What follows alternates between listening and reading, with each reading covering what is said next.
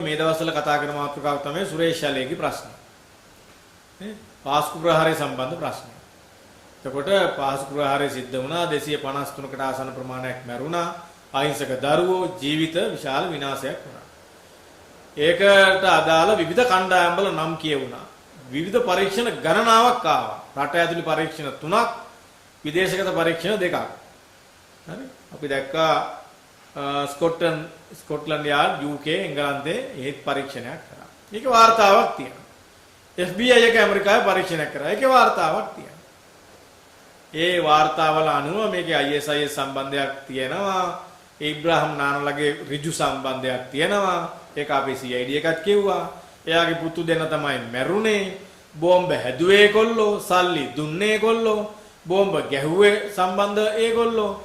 ඊළඟට මරාගෙන පොලිසිය එනකොට හමුදාව වෙනකොට මරාගෙන මැරුණත් ඒගොල්ලෝ. හැබැයි අද ඉබ්‍රාහිම් නානා එළියේ.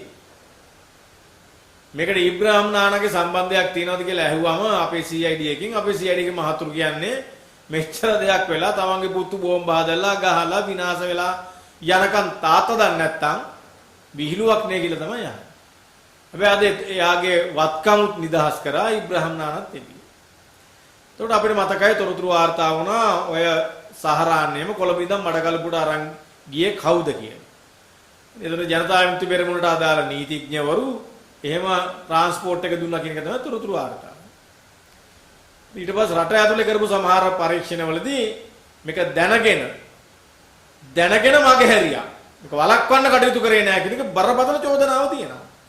ඒක බුද්ධ්‍යංශයටත් තියෙනවා, ආර්මි එකේ සමහර අයටත් තියෙනවා, පොලිසියටත් තියෙනවා. මේ ගැන හරියට විමර්ශනය කරන එක හොඳයි. අපි ඒකට එකඟයි. අත් දෙකම උසල එකඟතාවය පළ කරනවා. හැබැයි දැන් සුරේෂ් ශාලේ අධිකරණය හමුවට පමුණවන්නේ නැතුව අධිකරණ තාත්වයක් උඩ නෙමෙයි, වාර්තාවක් උඩ හෝ නියෝගයක් උඩ නෙමෙයි ඇතුළේ තියාගෙන ඉන්නේ.